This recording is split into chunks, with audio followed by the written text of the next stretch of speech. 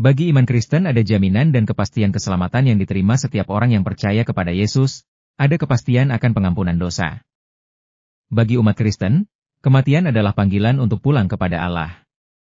Kematian dan kebangkitan Yesus Kristus merupakan cikal bakal iman Kristiani. Lalu, bagaimana kisah kematian 12 rasul, murid Yesus? Berikut ini, 12 murid Yesus dan akhir hidup mereka.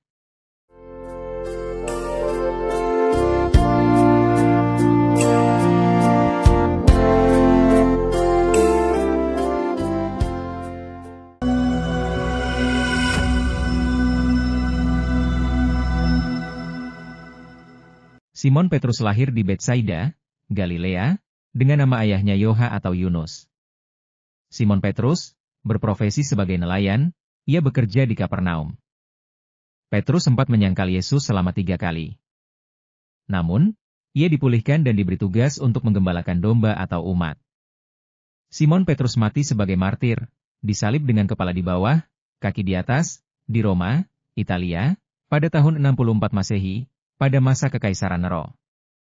Kayu salib untuk Petrus dipasang berbeda, ialah salib terbalik. Ia merasa tidak layak untuk mati dan disalib seperti Tuhan Yesus.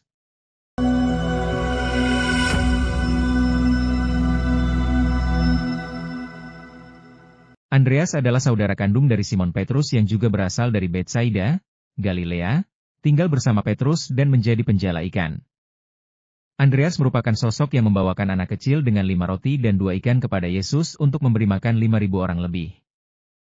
Andreas juga disalib seperti Petrus, namun dengan cara seperti huruf X di kota Patras, Yunani, pada tahun 60 Masehi, yang sekarang disebut sebagai Salib Santo Andreas. Salib Santo Andreas disimpan di Gereja Santo Andreas Patras, Yunani. Salib ini dihormati dalam upacara khusus setiap tanggal 30 November, Hari Raya Santo Andreas. Sebelum meninggal, ia disiksa dengan hukum cambuk oleh 7 tentara dan diikat di salib. Dengan cara demikian mereka bisa memperpanjang masa sakit dan masa siksaannya. Seorang pengikut Andreas YG turut menyaksikan hukuman Andreas, menceritakan perkataan YG telah diucapkan oleh Andreas sebelum meninggal dunia yaitu, "Ternyata keinginan dan cita-cita saya bisa terkabul, di mana saya bisa turut merasakan saat-saat disiksa dan disalib seperti Yesus." Pada saat dicambuk ia tiada henti-hentinya berkhotbah terus hingga ajal.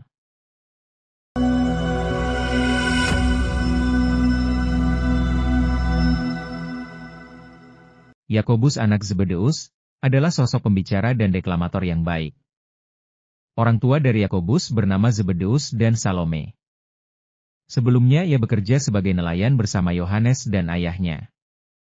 Yakobus dipenggal kepalanya di Yerusalem oleh Raja Herodes Agripa pada tahun 44 Masehi. Pada saat-saat disiksa pun, ia tidak pernah menyangkal Tuhan Yesus.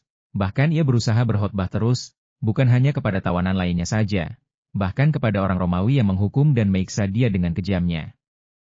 Sehingga akhirnya orang Romawi itu mendampingi Yakobus pada saat ia dihukum penggal, bukan sekedar hanya untuk menyaksikan, melainkan juga untuk turut dihukum dan dipenggal bersama dengan Yakobus.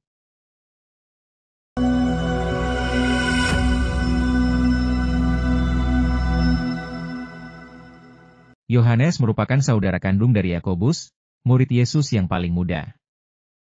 Ia baru saja meninggalkan masa remaja ketika menjadi muridnya. Yohanes digoreng dalam bak minyak mendidih di Roma, tetapi karena Tuhan Yesus masih ingin memakai Yohanes lebih lanjut, maka keajaiban terjadi sehingga walaupun ia telah digoreng hidup-hidup, ia bisa hidup terus.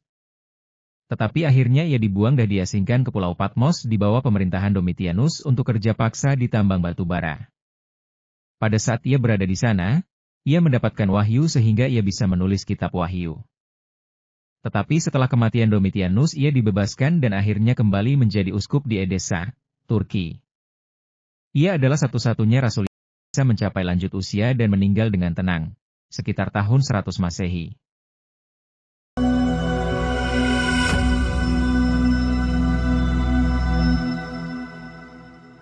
Filipus merupakan salah satu murid Yesus yang berasal dari Betsaida, kota kecil di Yudea.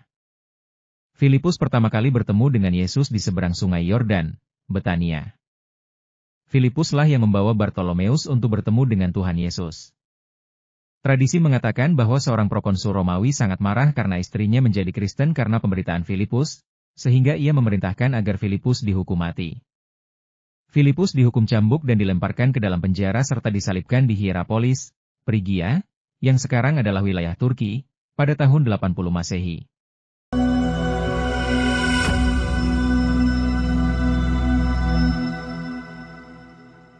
Bartolomeus merupakan murid Yesus yang berasal dari Kana, Galilea. Ia bertemu dengan Tuhan Yesus karena dibawa oleh Filipus. Setelah masa Pentakosta atau kenaikan Tuhan Yesus ke surga, Bartolomeus melakukan pelayanan firman di Mesopotamia, Likoania, dan Armenia. Hingga akhir hayatnya, dia mati dengan dikuliti hidup-hidup dan disalib dengan kepala di bawah, pada tahun 60 Masehi, di kota Albanopolis, Armenia.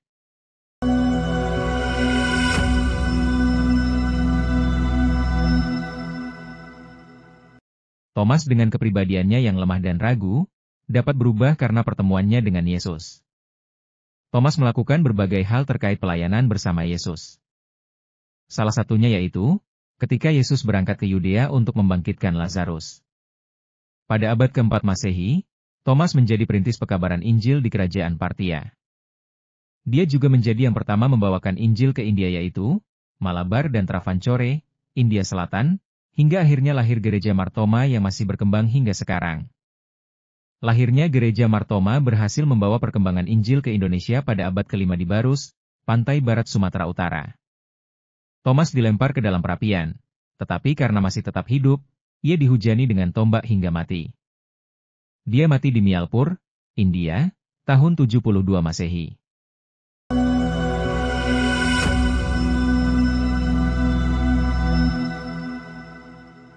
Matius adalah murid Yesus yang lahir di Kapernaum dengan nama Lewi. Ia juga merupakan orang Galilea dari orang tua bernama Alfeus dan Maria, keluarga Yahudi fanatik. Matius mengikuti Yesus setelah bertemu dengannya ketika sedang bekerja memeriksa pajak. Sejak saat itulah, Matius akhirnya memutuskan untuk meninggalkan pekerjaan dan memilih mengikuti Yesus. Matius melakukan pelayanan dan pekabaran Injil di Ethiopia, Afrika.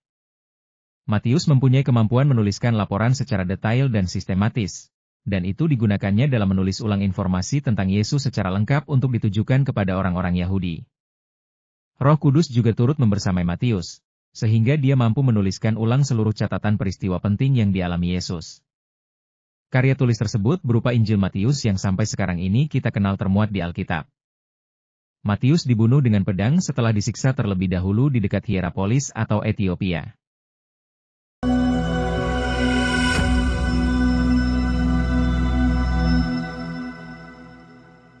Yakobus dan Matius merupakan saudara kandung, anak dari Alfeus dan Maria. Dalam Injil Markus, Yakobus anak Alfeus disebut dengan Yakobus muda atau Yakobus kecil. Yakobus anak Alfeus merupakan seorang pemungut cukai yang bertugas sebagai kolektor pajak. Yakobus anak Alfeus menyebarkan Injil sampai ke Spanyol, Inggris, dan Irlandia. Jika kita mengikuti catatan Gereja Katolik maka Yakobus menjadi martir saat penganiayaan jemaat Yerusalem, ia mati dipukuli, dilempari batu dan dijatuhkan dari atas kuil di Yerusalem, sekitar tahun 69 M. Sementara jika menilik catatan di Gereja Ortodoks, Yakobus anak Alfeus dikisahkan melakukan penginjilan ke selatan Yerusalem, menelusuri Gaza hingga ke wilayah Persia, Mesir hingga akhirnya, dia mati terbunuh di Persia ketika sedang melakukan pelayanan, sekitar tahun 62 Masehi.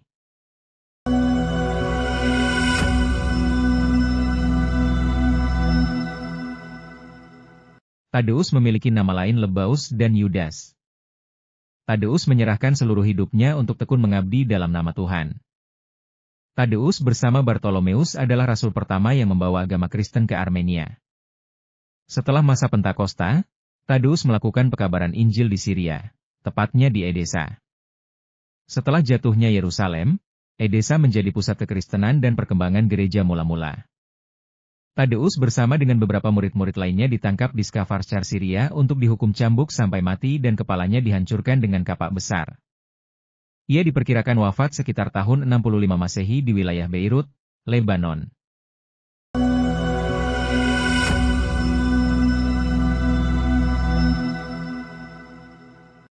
Simon orang Zelot. Suku Zelot merupakan aktivis politik, suku yang suka memberontak terhadap pemerintahan Romawi. Ketika melayani bersama Yesus, Simon orang Zelot meninggalkan organisasi serta kedudukan politiknya.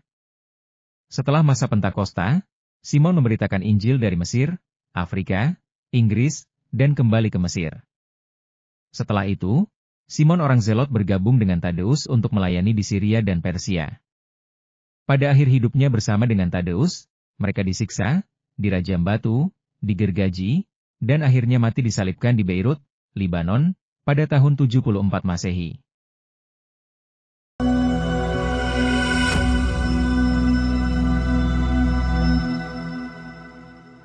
Yudas merupakan murid Yesus yang merupakan anak dari Simon Iskariot.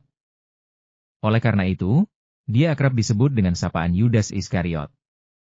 Selama menjadi murid Yesus dan melayani bersamanya, Yudas bertugas menjadi pemegang kas keuangan. Yudas Iskariot mengkhianati Yesus dengan menjual Yesus seharga 30 keping uang perak. Ia akhirnya bunuh diri dengan cara gantung diri karena menyesal.